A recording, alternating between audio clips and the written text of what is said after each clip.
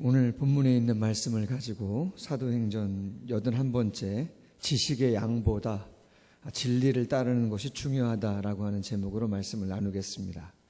생명의 삶에 나왔던 묵상 에세이에 50보 100보라고 하는 제목의 글이 있습니다. 소개합니다. 어느 초등학교 교실에서 구구단 시험을 봤습니다. 시험 문제는 8 곱하기 7은 얼마인가? 정답은 56인데 이 문제에 A라고 하는 아이는 54라고 썼고 B라는 아이는 47이라고 썼습니다. 둘 다 틀렸습니다. 선생님은 모두에게 0점 처리를 했습니다. 그랬더니 A라는 학생이 선생님을 찾아와서 항의를 합니다. 이렇게 말하는 거죠. 아니 선생님, 저는 정답에서 2밖에 차이가 안 나고 쟤는 9나 차이가 나는데 둘 다 똑같이 0점을 주면 너무한 거 아닙니까? 그렇게 이야기를 하는 것이죠. 우스운 이야기죠. 폴 리틀이라고 하는 사람이 넌센스라고 하는 짤막한 글을 썼는데 이런 내용입니다. 하나님은 어떠하시고 누구시며 구원의 성격은 어떻고 또 얻는 방법은 무엇인가에 관한 문제에 대하여 기독교는 다른 어떤 종교보다도 직접적인 대답을 분명하게 해준다. 우리는 관용이 중요한 단어가 되어 있는 시대에 살고 있다. 그러나 관용은 분명하게 이해가 되어야 한다. 진리의 본래 특징은 거짓에 대하여 관용을 베풀지 않는다는 것이다. 진리라고 하는 것의 본래적인 특징이 뭐냐? 그것은 거짓에 대하여만큼은 관용을 절대 베풀 수 없다는 것이다. 2 더하기 2가 4라면 그것은 동시에 23이 될 수 없다. 그런데 사람들은 23이라는 답에 동의하지 않는다고 해서 정확한 답이 4라고 주장하는 사람을 관용이 없는 사람이라고 관조하지는 않는다. 영적인 문제도 같은 원리가 적용된다. 누구나 남의 의사를 존중하고 그의 권리를 귀히 여기며 들어줄 수 있는 관용을 베풀어야 한다. 그러나 서로 모순되는 것을 포함한 모든 관점까지 똑같이 옳다고 찬성하라는 관용에는 얽매일 수가 없다. 이런 태도는 분명히 넌센스, 바보 같은 어리석은 짓이다라고 하는 것이죠. 여러분, 바울은 베스도 총독과 아그리파 왕 앞에서 자신과 복음의 진리를 변호하고 있습니다. 변호의 내용이 무엇인가? 간단하게 말하면 이런 것이죠. 자신도 유대인이다. 나도 당신들과 다르지 않다는 것이죠. 바리새인의 엄한 교육을 최고로 받았고 나사렛 예수의 이름을 대적하는 일이 옳은 줄 알고 바른 것인 줄 알고 자신도 그렇게 애썼다는 거예요. 그리스도인들을 옥에 가두기도 하고 죽이는데 찬성표도 던졌다는 것이죠. 자, 그런데 다메섹에서 이 모든 일이 잘못된 것임을, 바른 일이 아닌 것임을, 옳은 일이 아닌 것임을 깨닫게 되었다는 것이에요. 진정한 진리가 무엇인지 발견하게 되었다는 것입니다. 그리스도인들이 주장했던 나사렛 예수가 진실로 죽은 자 가운데서 부활하여 나타났다는 것이죠. 그리고 살아있는 음성을 통해 말씀을 하셨다는 거예요. 자신에게 이방인 선교에 대한 비전을 주셨다는 것입니다. 그 비전이 뭡니까? 많은 이들의 영적인 눈을 뜨게 해서 어두움에서 빛으로 사단의 권세에서 하나님께로 돌아오게 하고 죄 사함과 거룩함을 얻게끔 하나님께서 바울 자신을 사용하게 하시겠다라고 하는 것이죠. 나는 절대 다른 것을 전하고 있는 것이 아니라는 거예요. 핵심은 19절과 23절, 19절 중반절에 이렇게 말합니다. 하늘에서 보이신 것을 말하고 있다. 어디서요? 하늘에서 보이신 것을 나는 지금 이야기하고 있다는 거죠. 진리, 영원한 생명을 이야기하고 있다는 거예요. 그 진리, 그 영원한 생명의 핵심이 뭡니까? 23절에서 말하죠. 그리스도가 고난을 받으사 죽은 자 가운데서 먼저 다시 살아나신 것을 전하는 것이다. 이것이 이스라엘과 이방인들에게 영적인 생명의 빛을 전하는 것이다. 그렇게 이야기합니다. 자, 바울이 이렇게 진리에 대해서, 복음에 대해서 변호를 했더니 베스도 총독이 말을 합니다. 24절, 크게 소리를 내어 말하되 바울아 네가 미쳤도다. 네 많은 학문이 너를 미치게 했다 이야기합니다. 그래서 바울이 말합니다. 25절 내가 미친 거 아닙니다. 참되고 온전한 말을 합니다.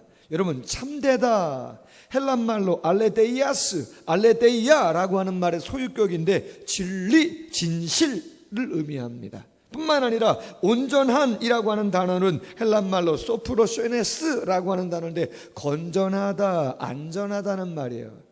베스도는 바울을 미쳤다고 이야기하지만 네 정신이 나갔다 이야기하지만 바울은 말하는 거죠. 아닙니다. 진리를 말할 뿐입니다. 건전하고 정상적인 마음으로 말을 하고 있습니다. 그렇게 이야기를 하고 있는 것이죠. 바울이 계속 말합니다. 26절 이 일은 하나도 아시지 못함이 없는 일입니다. 이 일은 한쪽 구석에서 은밀하게 일어난 일이 아닙니다. 당신도 다 아는 일 아닙니까? 저 변두리 갈릴리에서만 기적이 일어나는 것이 아니고 이스라엘의 가장 중심인 예루살렘 한복판에서도 수많은 기적의 역사가 일어났던 것입니다. 이야기를 합니다. 그러면서 27절에 말하죠. 아그라빠 왕이여 선지자를 믿으시나이까? 여러분 왜 선지자를 믿느냐고 이야기합니까?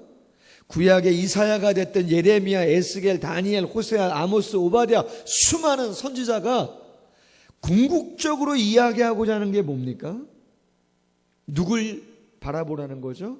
그렇죠. 메시아, 예수 그리스도 그분을 예언하고 있다는 것이죠. 만약에 당신이 구약의 성경 그 수많은 선지자들의 메시지를 믿는다면 당신은 당연히 누구를 믿어야 된다는 거예요? 예수님을 믿어야 된다는 것이죠. 그랬더니 아그라빠 왕의 반응은 28절에 말합니다.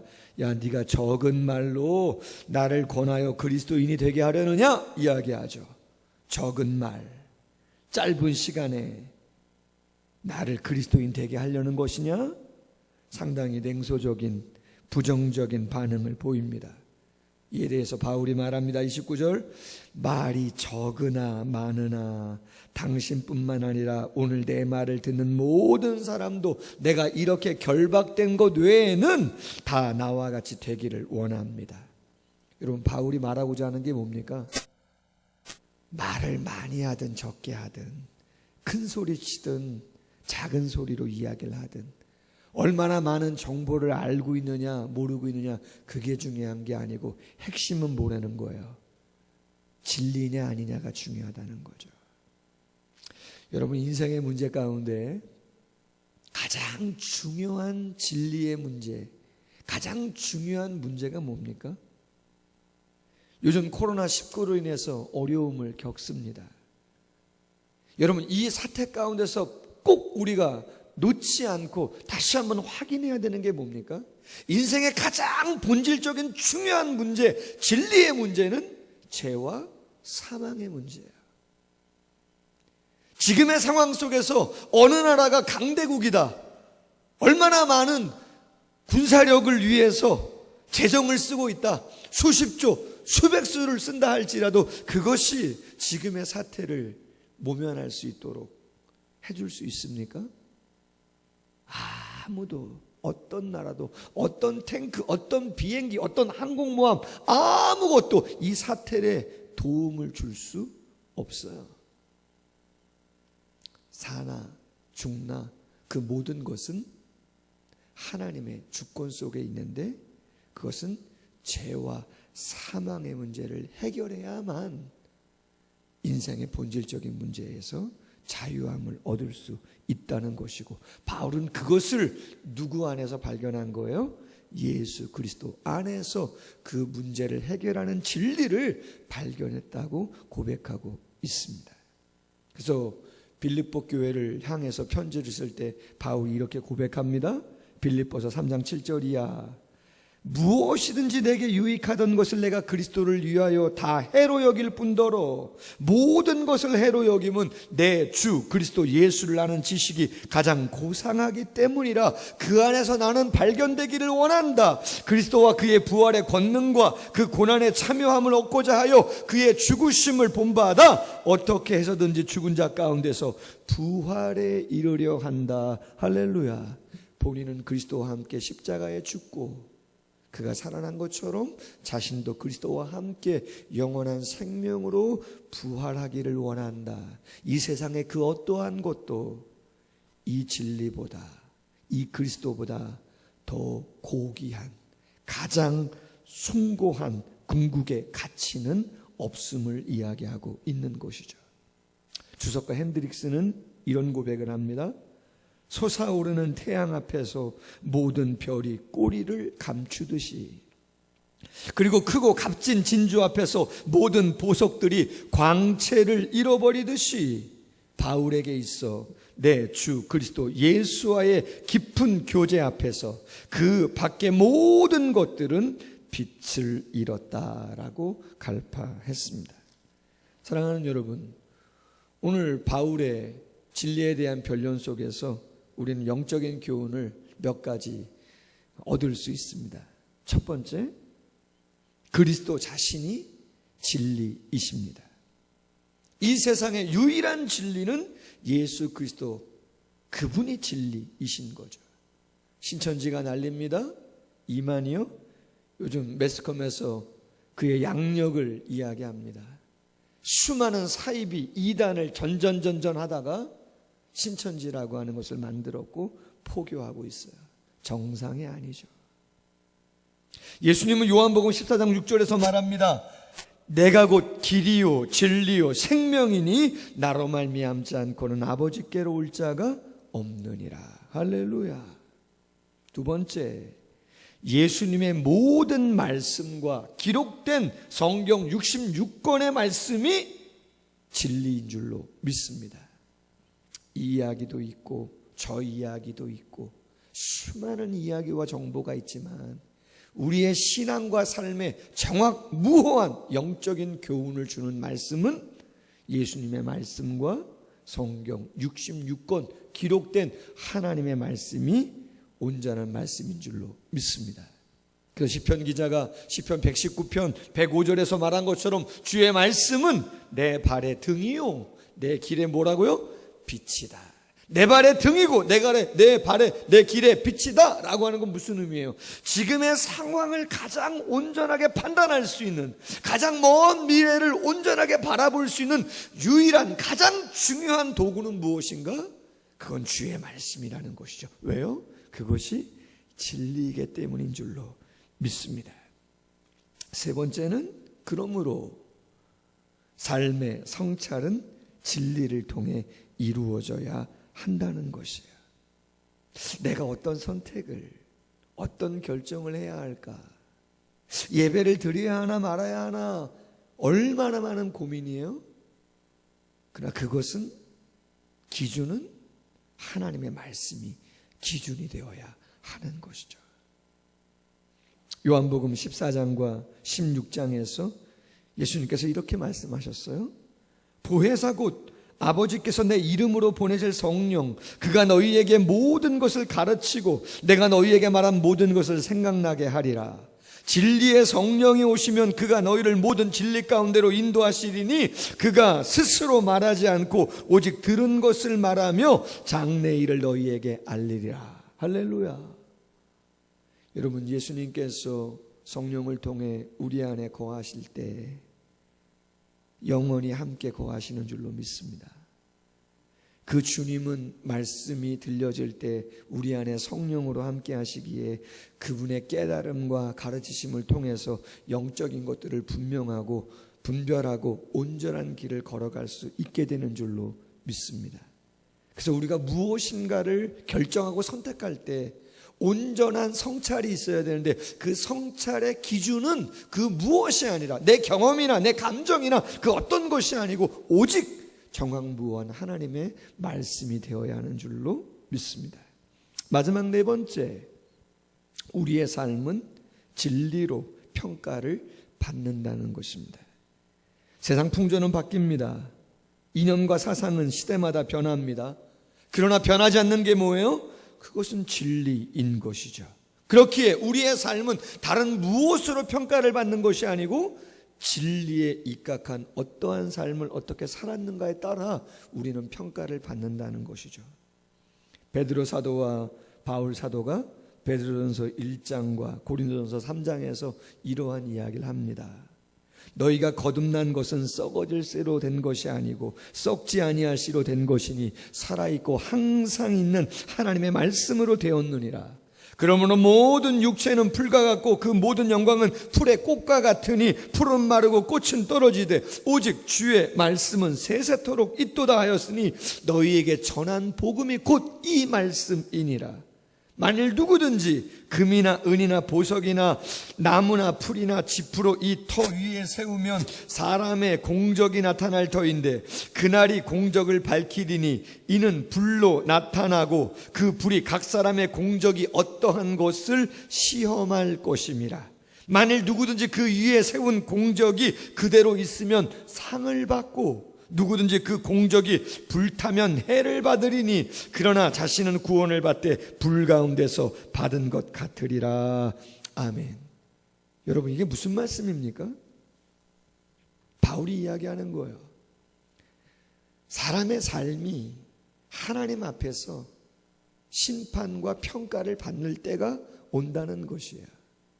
그때 예수님께서 마태복음 7장에서 이야기한 것처럼 어떤 사람은 모래 위에 집을 짓고 어떤 사람은 반석 위에 집을 짓는 것처럼 하나님께서 그 사람의 삶이 금과 같고 은과 같고 나무와 같고 집과 같고 그 사람이 쌓아놓은 공적이 어떠한가, 정말 말씀 안에서 온전한 삶을 살았는가, 하나님이 불로써 그 공적을 심판할 때가 온다는 거죠. 세상의 가치로 보면 좋은 차를 타고 좋은 집에 살고 좋은 옷을 입고 좋은 음식을 먹고 대단한 것처럼 보이지만 그의 삶이 진리의 말씀이 이야기하는 그 삶을 추구하지 않은 삶이라면, 다 나무와 같고 집과 같은 거라면 불로 태울 때 그 공적은 죄밖에 남는 게 없죠. 그러나 말씀이 이야기하는 것처럼 작은 냉수 한 그릇이라도 연약한 자를 위하여 긍휼의 마음으로 말씀에 입각해서 그 행위를 한다면 그 냉수 한 그릇을 베푼 것일지라도 그것은 금과 같은 것이기에 영원한 상급으로 남게 되어지는 줄로 믿습니다. 바울이 말합니다. 29절, 오늘 내 말을 듣는 모든 사람도 다 이렇게 결박된 것 외에는 나와 같이 되기를 하나님께 원하나이다. 나와 같이 되기를. 어떻게요? 진리를 발견하고 진리 안에 거하고 그렇게 결정하고 그렇게 삶을 살아가는 자신의 삶이, 모두의 삶이 되기를 원한다고 이야기하고 있습니다. 삶의 상황은 다르고 위치도 달라요. 달란트도 달라요. 그러나 진리이신 예수, 기록된 하나님의 정황부호한 말씀, 그 말씀을 따라 성령을 따라 성찰하는 삶과 영원한 상급을 바라보며 공적을 쌓아가야 하는 온전한 삶은 누구에게도 다 적용되어지는 것인 줄로 믿습니다. 바라기는 우리 모든 사랑하는 성도님들이 가장 인생의 본질적인 죄와 사망의 문제를 진리 되신 예수 그리스도 안에서 해결함으로 말미암아 진정한 자유를 얻고 거룩한 하나님이 원하시는 복된 삶을 다 살아갈 수 있기를 주님의 이름으로 소원합니다. 기도하겠습니다. 하나님 아버지, 감사합니다. 무엇보다 진리를 알게 하시고 진리를 통하여 죄와 사망의 문제를 예수 그리스도의 십자가와 부활을 통하여 해결할 수 있도록 은혜 주심을 감사합니다. 확신하게 하시고 그 당신의 거룩한 말씀이 내 발의 등이요 내 길의 빛이라 했사오니 그 말씀을 따라 삶을 결정하게 하시고 성찰하게 하시고 추구하게 하여 주셔서 진실로 남는 인생, 진실로 하나님께서 우리의 삶을 평가하실 때 그 공적이 다 불타는 것이 아니라 영원히 상급으로 빛날 인생을 살아가는 우리 모두가 될 수 있도록 함께하여 주옵소서. 힘들고 어려운 시간들을 우리 모두가 보내고 있습니다. 오직 성령께서 말씀 속에서 이야기하는 그 거룩한 길을 따라 우리 모두가 기도하며 어려운 시간들을 감당해 나아가기에 부족함이 없도록 하나님의 성령께서 사랑하는 성도님들의 마음에 두려움이 아니라 확신과 담대함, 거룩한 마음의 충만함들로 함께하여 주시옵소서. 감사하며 예수님의 이름으로 축복하며 기도하옵나이다. 아멘.